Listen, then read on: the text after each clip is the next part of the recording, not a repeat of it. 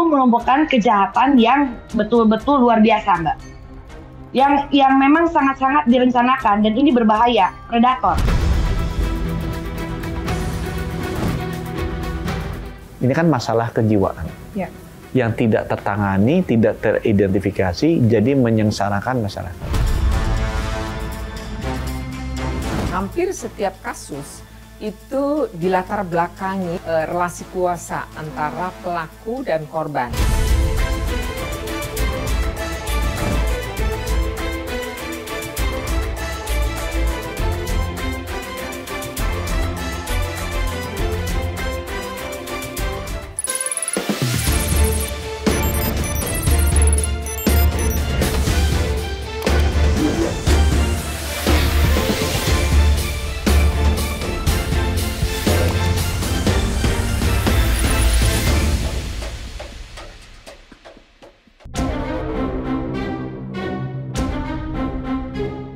Indonesia darurat pelecehan seksual.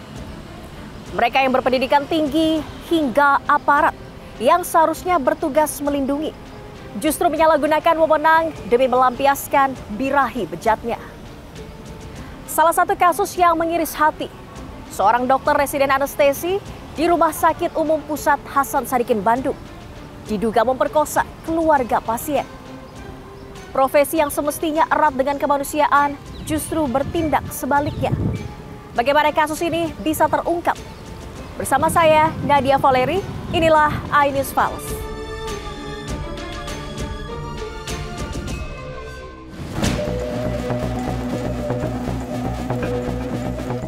Priguna Anugrah Pratama, peserta program dokter spesialis PPDS Fakultas Kedokteran Universitas Padjadjaran, telah ditetapkan sebagai tersangka dan ditahan sejak 23 Maret 2025 oleh Polda Jawa Barat atas dugaan pemerkosaan terhadap keluarga pasien berinisial FH dengan modus mengambil sampel darah. Kami telah bertindak dengan tegas dan cepat. Jadi, tanggal 18 kita melakukan polisi, tanggal 25 kita sudah tetapkan sebagai tersangka. Jadi sebelumnya sudah akan melakukan penangkapan juga. Kasus pemerkosaan yang dilakukan Priguna Anugrah pertama kali diungkap akun Instagram @ppdsgram. Dalam unggahannya diceritakan alur kejadian yang dimana seorang pasien laki-laki yang ditemani anak perempuannya tengah dirawat di ICU. Korban saat itu hendak diambil sampel darah untuk orang tuanya yang memerlukan donor sebelum operasi. Lantaran tidak memahami proses yang dilakukan, korban pun hanya mengikuti arahan tersangka yang saat itu bertugas di ruang UGD RSHS Bandung. Korban kemudian diarahkan ke lantai 7 gedung baru RSHS yang masih kosong untuk diambil sampel darahnya. Di lokasi, korban ternyata disuntik bius hingga tidak sadarkan diri. Setelah sadar, korban merasa sakit tidak hanya di bagian tangan, tapi juga nyeri di bagian kemaluannya. Korban pun akhirnya meminta visum dan melaporkan kejadian yang dialaminya ke pihak berwajib. Hasil visum menunjukkan adanya bekas sperma pada tubuh korban dan di lantai tempat kejadian. Atas perbuatannya, Priguna Anugrah Pratama dikenakan pasal 64 KUHP dan terancam pidana penjara maksimal 17 tahun penjara. 2 pekan sejak kasus pemerkosaan yang diduga dilakukan oleh dokter PPDS anestesi Priguna Anugrah Pratama terbongkar. Pihak Rumah Sakit Umum Pusat Hasan Sadikin Bandung belum menyampaikan permohonan maaf, baik kepada korban maupun keluarganya. Hal ini membuat keluarga korban merasa kecewa. Pihak rumah sakit dinilai lepas tangan. Inilah ungkapan kekecewaan keluarga korban pemerkosaan dokter residen PPDS Fakultas Kedokteran Unpad saat dihubungi melalui telepon selularnya pada Jumat 11 April 2025. Di hadapan awak media, pihak keluarga menyesalkan tindakan serta pelayanan karyawan dan keamanan pihak Rumah Sakit Hasan Sadikin Bandung. Ini satu bentuk koreksi besar untuk rumah sakit, saya tekankan di sini. Setelah kejadian adik saya dan pasca kejadian itu masih ada tindakan dari pihak keamanan yang masih belum mencerminkan pelayanan. Ya, terlepas ini oknum atau apa, saya minta ditindak lanjuti. Hingga kasus ini berjalan, Rumah Sakit Hasan Sadikin Bandung belum memberikan keterangan. Padahal tempat kejadian perkara berada di gedung MCHC lantai 7 RSHS. Bahkan, pasca kejadian yang menimpa adiknya, pihak RSHS lepas tangan baik untuk pendampingan psikologis maupun lainnya. Belum ada pernyataan belasungkawa untuk ayah saya, pernyataan maaf terhadap adik saya sebagai korban secara resmi dari rumah sakit. Kita belum menerima itu. Tim kuasa hukum korban pun menegaskan bahwa tidak ada ruang damai bagi pelaku tindak pidana seksual. Kuasa hukum korban meminta agar pelaku dihukum berat atas perbuatannya dengan pasal tambahan. Kejahatan tindak pidana kekerasan seksual ini ialah tergolong extraordinary crime. Kejahatan yang sangat luar biasa, yang berdampak luas terhadap masyarakat. Tentunya kami tegaskan dari Jabar Bantuan Hukum tidak ada lagi ruang bagi pelaku tindak pidana kekerasan seksual.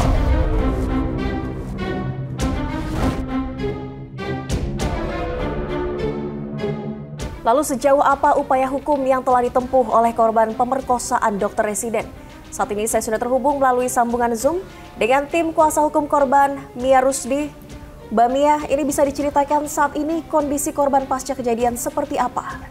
Ayah korban telah meninggal dunia pada 28 Maret 2025. Korban sekarang masih dalam guncangan ya Mbak ya. Oke, selain psikis yang terguncang, ada luka fisik mungkin yang dialami akibat tindak kekerasan seksual ini?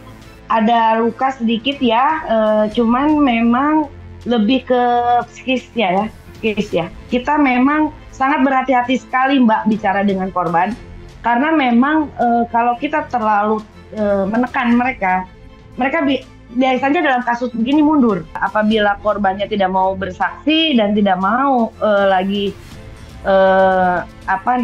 mengungkapkan pelecehan ini kan akan berakibat fatal nantinya gitu. Jadi kita persuasif lah dengan korban gitu. Terkait upaya jalur damai yang sempat ditempuh oleh pihak pelaku ini seperti apa waktu itu prosesnya, Mbak Mia? Memang ada upaya datang untuk memberikan sebagai uang ya untuk uang pengganti ya. Ada kompensasi yang ditawarkan? Ya, ada kompensasi, betul. Jadi ada yang ditawarkan dan jadi kita nanti ada restitusi ya untuk sebagai hak korban. Sebetulnya itu ada nanti ya, tapi memang bukan dengan cara-cara perdamaian, tetap gitu ya bahwa kasus ini tetap dibawa ke ranah hukum. Oke, tapi pada awal nominal yang ditawarkan saat menempuh upaya damai ini berapa? Mbak Mia tahu nominalnya? Lumayan besar lah Mbak, lumayan besar lah. Cuman untuk kami cuman keluarga korban juga tidak langsung iya sih sebenarnya. Cuman memang saya bilang itu kan sebetulnya mau diterima atau tidak, dan tetap proses hukum harus terus berjalan dan untuk perdamaian itu nggak ada Mbak. Kalau untuk kasus yang namanya kejahatan seksual itu nggak bisa. Betul ya. Oke, baik. Mbak Mia, ini kan dari pihak kepolisian setelah penyidikan ditemukan dugaan penambahan korban menjadi 3 orang.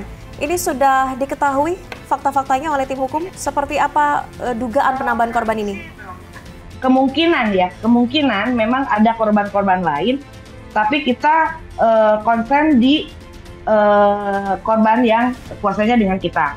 Nah, yang terkait dengan yang namanya SOP di rumah sakit, kita juga ingin tahu ya gimana ya sampai yang pasien yang menunggu itu betul-betul lepas gitu ya. Dan saya juga ada dugaan begini Mbak, dokter ini dia kan bisa membawa obat bius, apakah dari rumah sakit, apakah dia bawa sendiri? Jadi ini kemungkinan kan kalau misalnya dia membeli sendiri, berarti kan ini unsurnya udah masuk ke narkotika ya Mbak ya. Kita kan juga tidak bisa menduga bahwa RSA itu yang menyediakan atau karena dia dokter residen loh Mbak ya. Karena menurut saya SOP di rumah sakit, dokter residen itu tidak bisa tanpa didampingi oleh dokter yang senior spesialisnya. Ya. Itu yang kita pengen ini tambahkan ke Polda. Kita bicara kemarin dengan pihak Polda bahwa tambahkan unsur ini gitu. Selain TPKS bisa dijerat dengan pasal narkotika? Iya, ditambah. Karena begini, karena ini barangnya dapat dari mana, Mbak? Kita harus mengetahui gitu. Barangnya dapat dari mana? Karena kan yang namanya anestesi atau obat-obat seperti itu kan satu harus benar-benar orang dokter anestesi, gitu kan?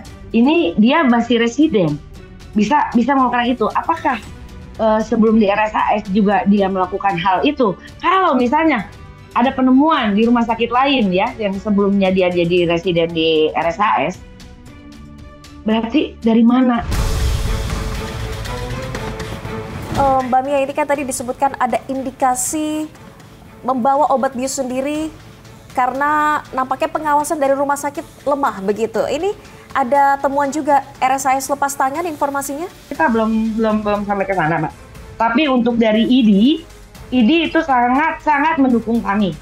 ID sangat mendukung kami bahwa ini harus ada audit dan emang harus dicek seperti apa SOP di RSAS. Tapi kalau kami untuk langsung menyatakan bahwa RSAS lalai, kita juga belum bisa ke sana, Mbak. Karena kita masih dalam penyelidikan. Mbak Mia, terakhir ini yang diharapkan dari kuasa hukum korban atas penyelesaian kasus ini seperti apa?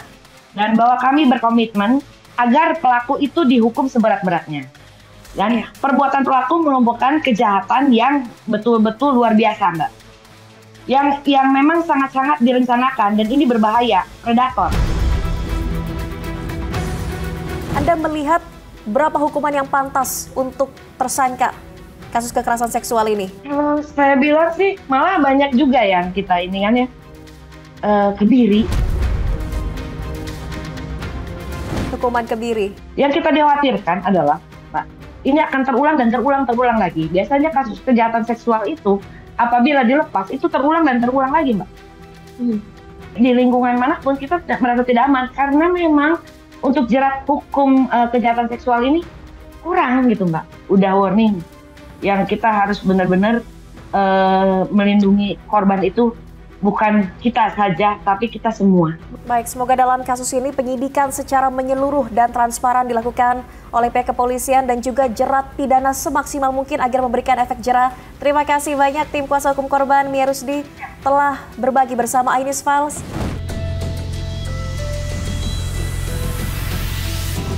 Aksi bejat Triguna Anugrah Pratama turut mencoreng dunia kedokteran. Lalu apa ancaman bagi pelaku? Selengkapnya hanya di Ainews Files sesaat lagi. Ini juga harus ada efek jera bagi pelakunya. Kita mencabut STR, surat tanda registrasi, dan juga SIP-nya. Jadi yang bersangkutan tidak bisa praktek lagi.